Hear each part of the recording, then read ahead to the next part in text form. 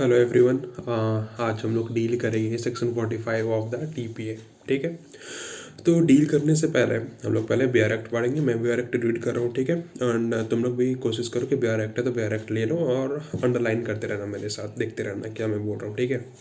तो चलो स्टार्ट करते हैं। Where immovable property is transferred for consideration to two or more persons, and such consideration is paid out of a fund belonging to them in common, they are, in the absence of a contract to the contrary, respectively entitled to interest in such property identical as nearly as may be with the interest to which they were respectively entitled in the fund, and which such consideration is paid out of separate funds belonging to them respectively. They are, in the absence of a contract to the contrary, respectively entitled to the interest in such property in proportions to the shares of the consideration which they respectively advanced.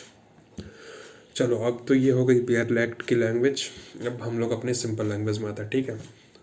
तो देखो, basically section 45 of TPA जो है तुम्हारा, वो deals with the distribution of interest in the property transferred. Okay, इसका मतलब कि तुम्हारा किसी ट्रांसफर्ड प्रॉपर्टी पे कितना इंटरेस्ट तुम्हारा डिस्ट्रीब्यूट होगा, बस सेक्शन 45 उस पे ही डील करता और कुछ नहीं है। तो अब तुम्हारा कितना इंटरेस्ट डिस्ट्रीब्यूट होगा, उसके लिए भी दो क्राइटेरिया। फर्स्ट क्राइटेरिया क्या है तुम्हारा कि out consideration out of a common fund, and the second is that consideration out of a separate fund.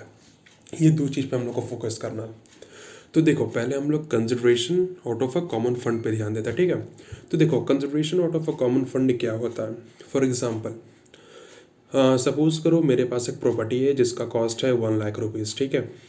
And तुम जो मुझे वीडियो में देख रहे हो, तुम आए मेरे पास अपने एक फ्रेंड के साथ, ठीक है। अपने एक फ्रेंड के साथ आए बोलने कि भाई मुझे एक प्रॉपर्टी पर से तुम्हारा प्रॉपर्टी परचेज करना जो ₹1 लाख का है, ठीक है।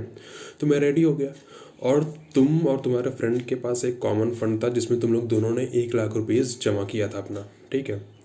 जिसमें से तुम्हारा कंट्रीब्यूशन ₹60,000 का था एंड तुम्हारे फ्रेंड का कंट्रीब्यूशन ₹40,000 का था, ठीक है। तो जब तुम मेरे पास प्रॉपर्टी लेने आए एंड तुम लोग दोनों ने अपने कॉमन फंड से मुझे ₹1 लाख पे कर दिया, ठीक है। तो मैं तो तुम्हें प्रॉपर्टी दे दूंगा, लेकिन अब तुम लोग कैसे उसे डिवाइड करोगे अपने आप में, फिर तुम लोग तो लड़ाई करोगे। तो इसी लड़ाई को प्रिवेंट करने के लिए सेक्शन 45 ऑफ टीपीए आया है, ठीक है, तुम्हारी इसी लड़ाई को बंद करने के लिए। तो देखो यहाँ पे क्या होगा, चूँकि तुम लोगों ने कॉमन फंड से पैसा दिया अपना, तो इसी कॉमन फंड में जितना भी तुम लोग ने अपना कंट्रीब्यूशन किया था, इसी कंट्रीब्यूशन के आइडेंटिकल में, जो बेयर एक्ट में भी मेंशन है, आइडेंटिकल में ही तुम्हें कंट्रीब्यूशन मिलेगा उस प्रॉपर्टी में। फॉर एग्जांपल, तुम्हारा 60,000 का कंट्रीब्यूशन था, तुम्हारे फ्रेंड का 40,000 का कंट्रीब्यूशन था, तो इस हिसाब से तुम्हारा प्रॉपर्टी में कंट्रीब्यूशन 6/10 का जाएगा एंड तुम्हारे फ्रेंड का कंट्रीब्यूशन जाएगा उस प्रॉपर्टी पे 4/10 का, ठीक है, सिंपल। लेकिन ये भी बात है कि बोला गया है कि ये भी प्रोविजन तुम्हारा subject to the absence of any contract to the contrary, ठीक है। तो कॉन्ट्रैक्ट का कॉन्ट्ररी क्या हो सकता है यहाँ पे। सपोज करो कि तुम्हारा कंट्रीब्यूशन तो 60,000 का था, तुम्हारे फ्रेंड का 40,000 का था, लेकिन तुम्हारे फ्रेंड ने और तुमने मिलकर पहले ही कॉन्ट्रैक्ट कर लिया। तुम्हारे फ्रेंड ने बोला कि भाई देखो, मेरा भले ही कम कंट्रीब्यूशन है 40,000 का, लेकिन जब हम लोग प्रॉपर्टी लेंगे तो हम लोग हाफ हाफ डिस्ट्रीब्यूट करेंगे, तभी मैं अपना पैसा इसमें डोनेट करूँगा, नहीं तो नहीं करूँगा। तो तुम भी एग्री कर गए। तब चूँकि तुम लोग में कॉन्ट्रैक्ट हो चुका है यहाँ पे, तो यहाँ पे सेक्शन 45 अप्लाई नहीं होगा और तुम लोग दोनों को यहाँ पे प्रॉपर्टी का शेयर इक्वली मिलेगा, ठीक है। और अब आते हैं हम लोग, चलो सेपरेट फंड में आते हैं। सेपरेट फंड क्या कहता है, सिंपल केस है।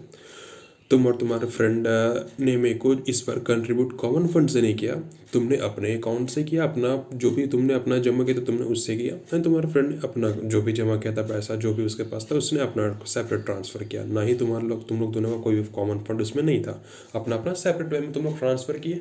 तो जैसे जो भी सेपरेट वे में तुम लोग ने ट्रांसफ़र किया, जिस रेशियो में तुमने अपना कंट्रीब्यूशन दिया, उसी रेशियो में तुम्हें प्रॉपर्टी में भी शेयर अपना मिलेगा, ना ज़्यादा ना कम, ठीक है।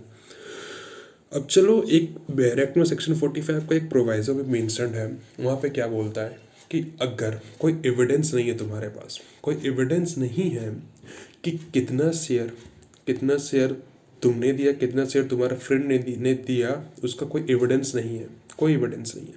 तो उस केस में क्या होगा, कैसे पता चलेगा कि कैसे डिस्ट्रीब्यूशन किस शेयर होना चाहिए, कोई एविडेंस तो है नहीं। तो उस केस में जो प्रॉपर्टी का डिस्ट्रीब्यूशन होगा तुम्हारा इक्वली होगा तुम्हारे और तुम्हारे फ्रेंड के बीच में, ठीक है। बस सेक्शन 45 में यही चीज़ है, बस दो चीज़ का तुम्हें ध्यान रखना है, out of a common fund, out of a separate fund. और क्या कि सेक्शन 45 तुम्हारा बेसिकली डील्स करता है बस your distribution of interest to the property transferred. तुम्हारा प्रॉपर्टी में कितना इंटरेस्ट तुम्हें मिलेगा, बस इससे डील करता और कुछ नहीं है। खत्म हो गया सेक्शन 45। चलो बाय।